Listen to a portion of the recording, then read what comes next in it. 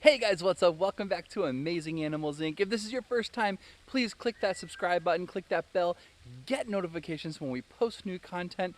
It is a little rainy today, a little overcasty, a little nasty. It's summer. Yeah, we've needed the rain for sure. Definitely helping get everything nice and green. Been a busy summer so far. Yeah, we've been doing a ton of off-site shows. Summer camps are back in, bunch of tours, a bunch of special events, and it's good. It's a good thing. Yes, and we know we have a handful of new followers that have checked in with our YouTube. So we just kind of wanted to go over some of the animals, kind of introduce you guys to them again, teach you a little bit about them, and just have some fun with the animals. Yeah, so this is going to be a little educational. We're going to go in with some of our animals and do some up-close encounters and lots of facts and conservation and whatnot. So we hope you enjoy it. Here we go.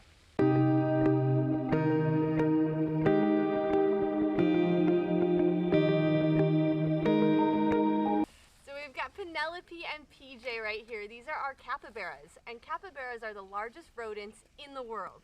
They are native to Central and South America, and they are a semi-aquatic rodent, so these guys love to swim. If you look closely, they've got really coarse fur, and that's built for the water, so it gets really sleek when it gets wet, and it dries really quickly for them.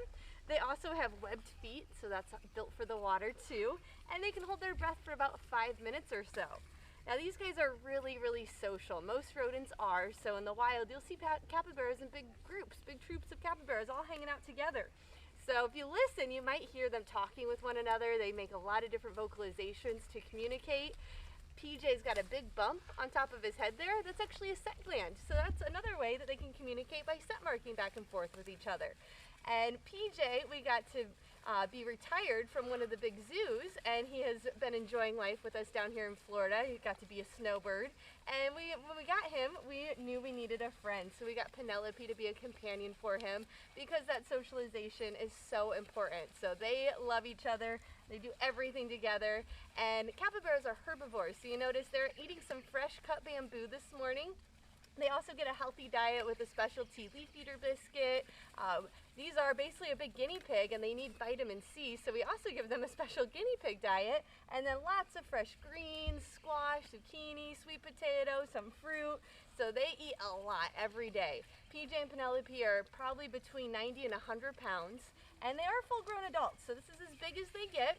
PJ's about 5 years old, while Penelope's about 3. And again, they do love each other, and rodents do breed quite well. So we've had 4 litters out of these guys so far, and it's so fun seeing cute little baby capybaras running all around. And it's really awesome too, because we work with a lot of zoos, so all of their babies end up going to licensed facilities to be ambassador animals and teach people all about. Right, Penelope?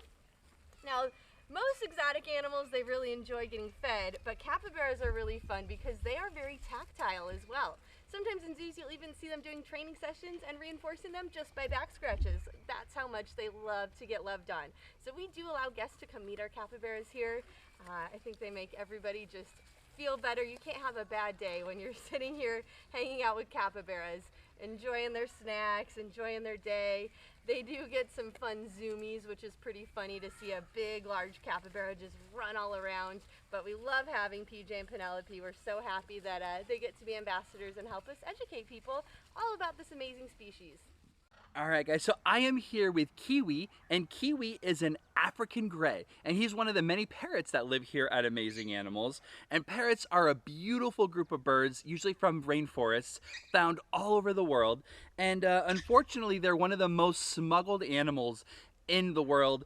They do get a lot of money in the pet trade, so people do unfortunately illegally smuggle them into different countries and sell them for the pet trade. And they have a really important job in the wild, in the ecosystems that they're native to. They will eat fruits and seeds and nuts, and they fly all over the place, and then they'll poop. They poop constantly. They have a really high metabolism. And that poop will actually have little seeds go all the way through their body, all the way through their inner systems, and when they poop, it'll actually germinate and plant a brand new plant or tree. So they're really responsible for replanting a lot of the seeds and the fruits that they eat. So if we don't have enough animals like parrots in the rainforest, we're not going to have enough animals germinating and planting new plants and trees. So they're super important.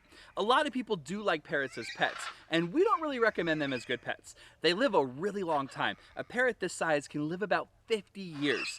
And of that 50 years, they act like a 2-year-old almost their entire life. They are very loud, very vocal. They communicate with one another through a heavy, dense rainforest. So they have really loud vocal calls to one another. That's not a fun noise to hear in your living room or family room. So most people get very annoyed with their birds because of how loud they are and how active and how playful they are.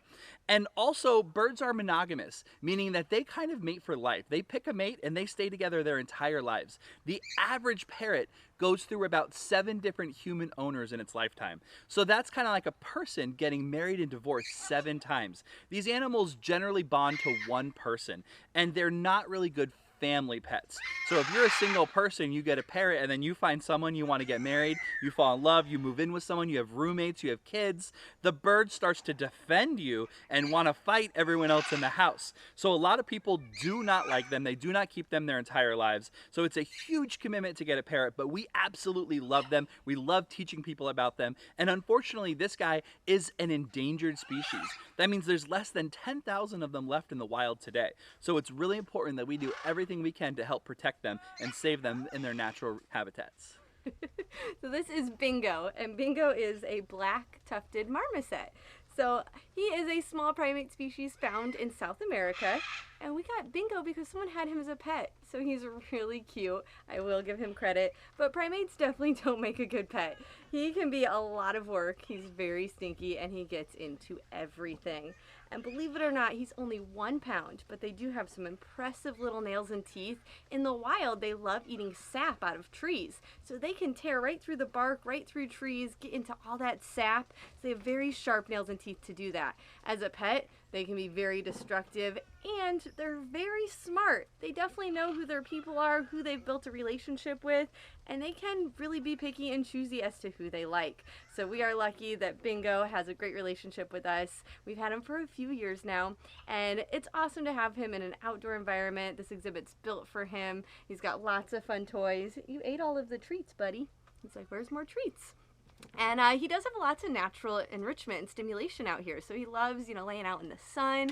In fact, when we got him, about a month after we took him in, people had him in a bird cage in their house. Being outdoors, he got all the vitamins and nutrients from the sun. His face got darker, his fur got healthier. So he's doing really, really amazing with us.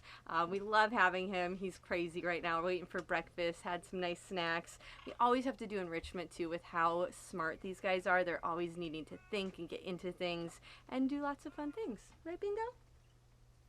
Hi, buddy. You're a good boy. Oh, what is that camera? So Bingo has a roommate that is joining us now, and Bingo's still gonna hang out. What's going on, bud? This is Dill. He is a 3-banded armadillo. So it's really fun to house these guys together. They are both native to Brazil, so they live in the similar regions, and they both eat very similar things. Lots of fresh fruits and veggies, and they also both love bugs. So armadillos are typically more of an insectivore, eating lots of different insects and bugs. And he is nocturnal, so Dill's kind of sleepy right now. He's usually up at night. He does not have very good eyesight, but he does have a great sense of smell and great hearing. If you see his cute little nose, he's gonna tuck in there. And the 3-banded armadillos are the smallest armadillo species in the world. There's about 20 different species of them, and he is the only one that completely can curl up into a ball. So he's got his little head and tail that fit perfectly together. That keeps him really safe and protected from predators. An armadillo does mean armored animals, so his back is really, really tough. It's almost like a turtle shell that keeps him safe and protected. And armadillos are still mammals, so you might look closely and see he's got hair sticking out all around him. That hair is really good for sensory to make up for that lack of eyesight. He can feel what's going on with those hairs. If you see when I touch it, you can react to it.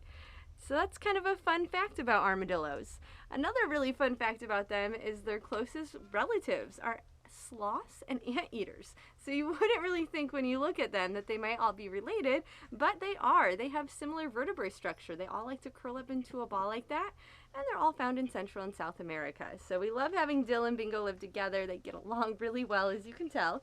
Kind of keep each other entertained too. And Dill has been an awesome ambassador. We never bring out any of our primates to meet people because we want to be really careful with transferring of diseases since they're closely related to us. But armadillos are a really awesome one to bring out and let people learn about. Are you going to get my tag? Yeah, he's going to get my tag in my shirt. But we love Dill and Bingo living together. All right, well, that was a lot of fun.